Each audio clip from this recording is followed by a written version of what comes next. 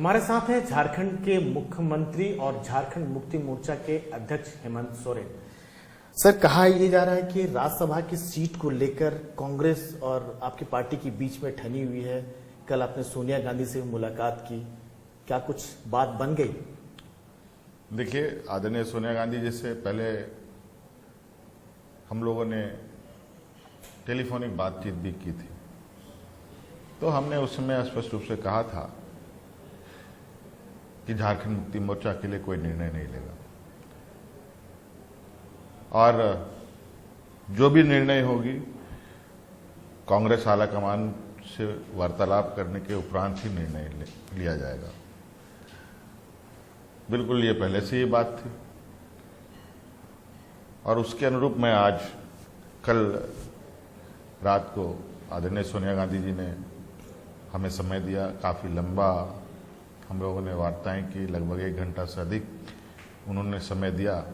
मैं इनके लिए धन्यवाद देता हूं। कितना हालांकि मैं बहुत दिनों के बाद भी उनसे मुलाकात की तो बहुत सारी चीज़ों पर चर्चाएं हुई, राज्यसभा के अलावा और सारी चीज़ों पर हुई और बिल्कुल अब इन राज्यसभा के संदर्भ में भी चीज़ें हमने स्पष्ट कर दी उनको और कहीं उसमें कोई इफ बट नहीं है और इसका एक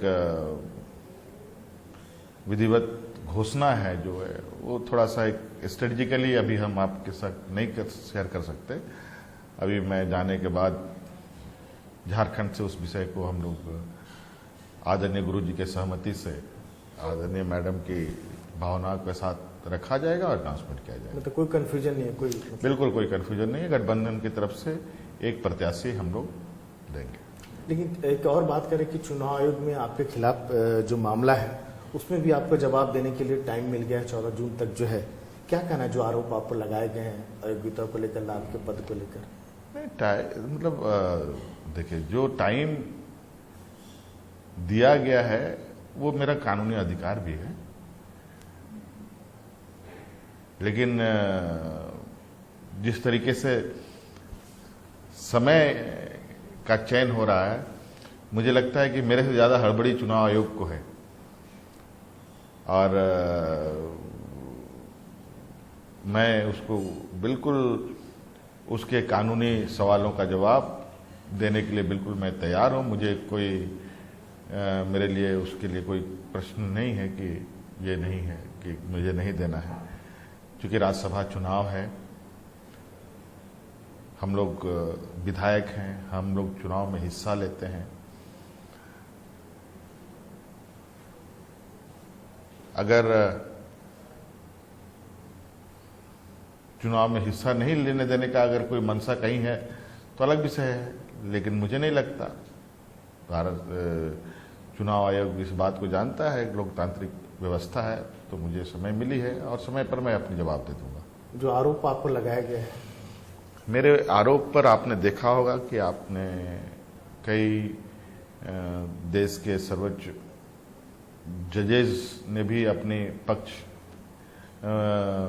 कहीं कहीं अखबारों में, मीडिया में कहा है और यहाँ तक कि चुनाव आयोग जिस कानून की किताब को पढ़कर चुनाव कंडक्ट कराती है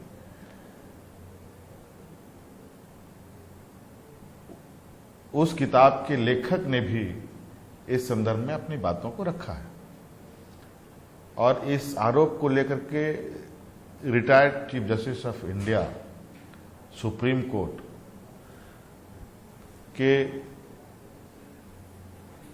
जज ने भी अपना लीगल ओपिनियन दिया है। ये सरासर आर्बिट्ररी है और असंवैधानिक है। तो हम देखेंगे, कानून का कॉपीराइट सिर्फ विपक्षों के पास है, ऐसा भी नहीं है। तो हम अपनी बातों को पूरे मुस्तैदी के साथ एक प्रॉपर जगह पर रखेंगे और मुझे उम्मीद है कि न्याय पालिका बिल्कुल इस बात की संज्ञान लेगा और निर्णय देगा। सुप्रीम कोर्ट में भी मामला आया था आपका पीआईएल को लेकर, उसमें सुप्रीम कोर्ट ने कहा है कि पहले हाई कोर्ट ये तय करे कि मामला चलने लायक है या नहीं है, फिर उसके बाद केस। नहीं, चूंकि हमारे राज्य में जो हाई कोर्ट की कार्रवाई चल रही है, एक तो पूरे देश में कोर्ट की छुट्टी है और वेकेशन जज कोर्ट खुला हुआ है। आमतौर पर वेकेशन कोर्ट में पीआईएल वगैरह, शायद मैं जहां तक समझता हूं, हो सकता है गलत हूं, कि नहीं सुनी जाती है। बहुत से ही महत्वपूर्ण केसेस भी होते हैं। चलो, हो सकता है कि यही महत्वपूर्ण केस है इसलिए सुना जा रहा हो। तारीख पे तारीख बहुत तेजी से बढ़ रही है और वहां बहुत सारे लोग कभी आईए फाइल कर रहे हैं, कभी सीबीआई कुछ दस्तावेज बंद लिफाफा में भेज रहा है, कभी कुछ कर रहे हैं, कभी कुछ कर रहे हैं। इस तरीके से जो हमारा मूल मुद्दा था, उस मुद्दे को भटका करके ये कहीं और अलग अलग तरीके से हमारे वहाँ के कुछ लोग हमारे जो मूल केस है उससे भटक कर कहीं और दिशा देने का प्रयास हो रहा था। तो इस विषय को लेकर के हम लोग सुप्रीम कोर्ट आए और हमने कहा, भाई हम जिस मुद्दे को लेकर के कोर्ट में हैं उस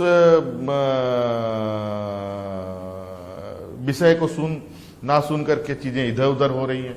पहले एक चीज तो सुप्रीम कोर्ट ने बिल्कुल सही ये निर्णय दिया कि भाई पहले ये तो पता करो कि लोग का मेंटालिटी भी, जो लोग पीआईएल करने वाले हैं उनकी पहले क्रेडिबिलिटी तो आप ये करो। ऐसे लोग पीआईएल करते हैं हमारे खिलाफ, जो हमारे फादर के खिलाफ भी उनके फादर ने विरुद्ध गवाही देकर कन्विक्ट कराया था। ये पीआईएल नहीं कह सकते हैं, ये पीआईएल नहीं है, पब्लिक इंटरेस्ट नहीं है, ये पर्सनल इंटरेस्ट,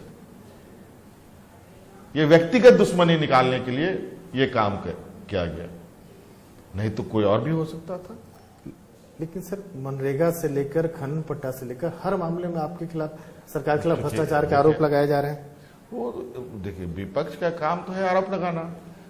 आपने आरोप लगाया, आपने कंप्लेन किया, आपने केस किया, व्हाटएवर जो किया, हम जवाब देने के लिए तैयार हैं। हमने कब मना किया कि हम जवाब नहीं देंगे?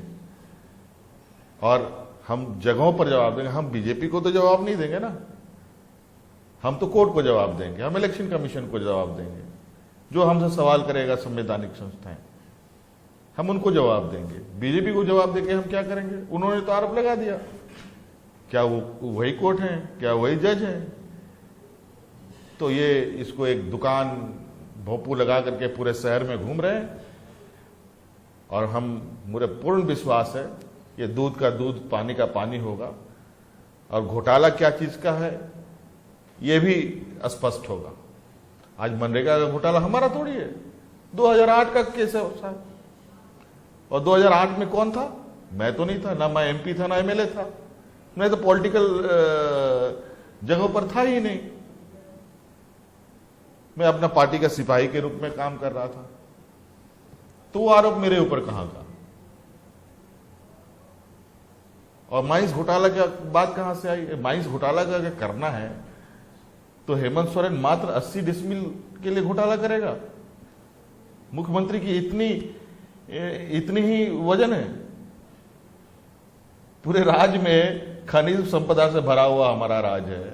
कोयला है, लोहा है, अबरक है, सोना है, चांदी है, और पत्थर का एक खदान जो मुझे लगता है कि मुझे 2006-07 में हमने लिया था, वो हमारे पास पहले से ही थी।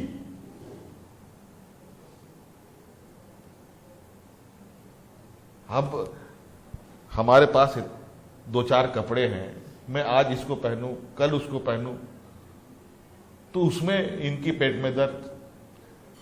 हम एक 80 डिसमिल का ये में कर लें तो इनको दर्द हुआ। अब इनके जो संवैधानिक बोल रहे हैं, जो पीएसयूज हैं इतने, जो हमारे राज्य में सीसीएल, बीसीसीएल खनन कर रही है, वो कितना घोटाला कर रही है वो इनको नहीं दिखता।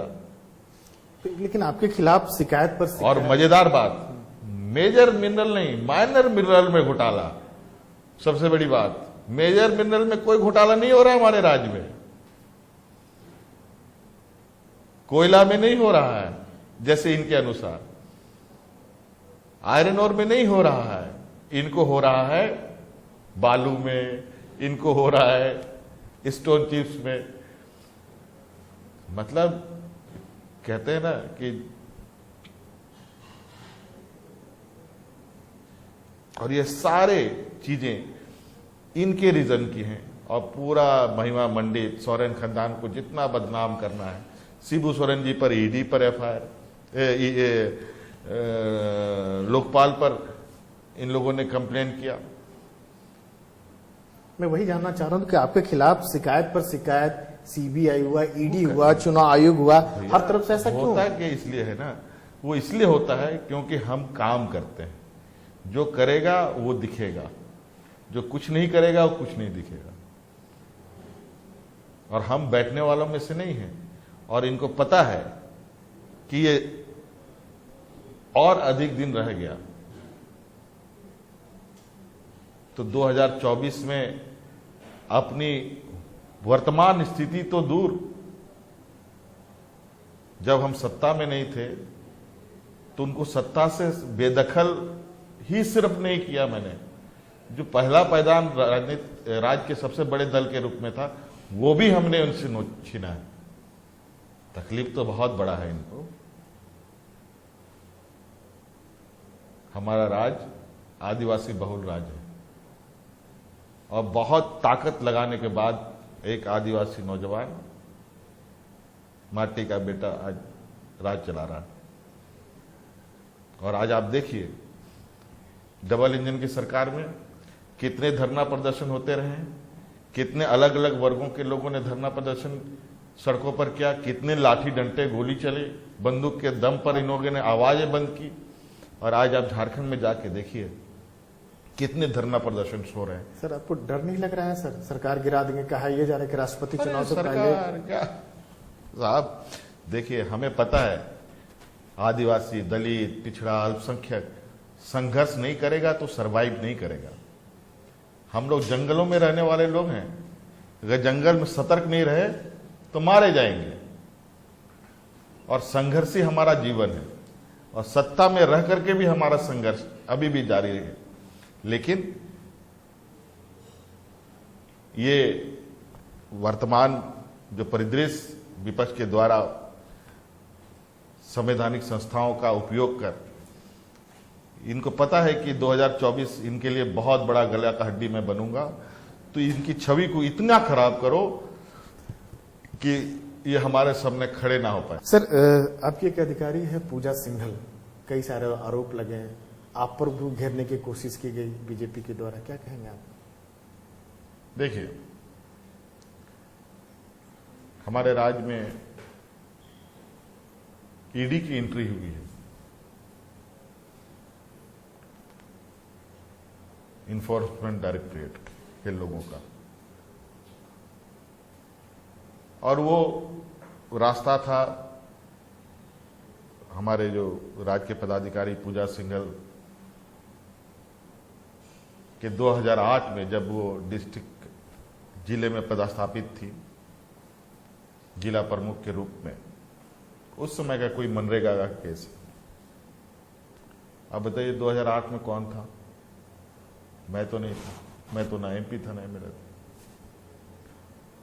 4 करोड़ का मात्र घोटाला में। आज आप जरा पता कर लें या ईडी से पूछ ले आज कितने दिन हो गए हैं इनको मनरेगा के घोटाले की जांच करने की जिम्मा मिली थी। वो गए हैं उसको तलाश में, इसी तलाशी के दौरान क्या मिला नहीं मिला आप पता कर सकते हैं। और मुझे लगता है और मनरेगा की जांच की प्रगति किस स्तर पर है तो पता चलेगा। जहां तक मैं गलत नहीं हूं तो 2 जिले में ये एफआईआर हुए थे, केसेस आए थे। उन 2 जिलों में ईडी आज तक गई है कि नहीं गई है, आई डाउट। लेकिन आप तो घेरने और आप पर भी आरोप लगा रहे उसी बहाने से ये लोग, बीजेपी के लोग। देखिए ये रास्ता तलाश रहे हैं, ये हमारी छवि और इस सरकार की छवि को किन प्रकार इन संवैधानिक संस्थाओं के द्वारा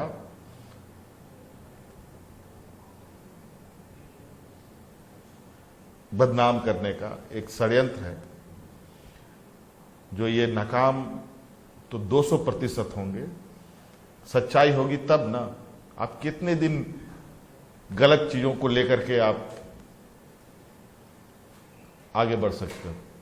उसका तो एक लाइफ गलत गलत है, सही सही है। एक अंतिम सवाल था कि चाहे झारखंड की बात करें, चाहे महाराष्ट्र की बात करें, चाहे तमिलनाडु की बात करें, चाहे बंगाल की बात करें, जहां जहां मोटे तौर पर विपक्ष की सरकार है, केंद्र की सारी एजेंसियां बहुत एक्टिव नजर आती है।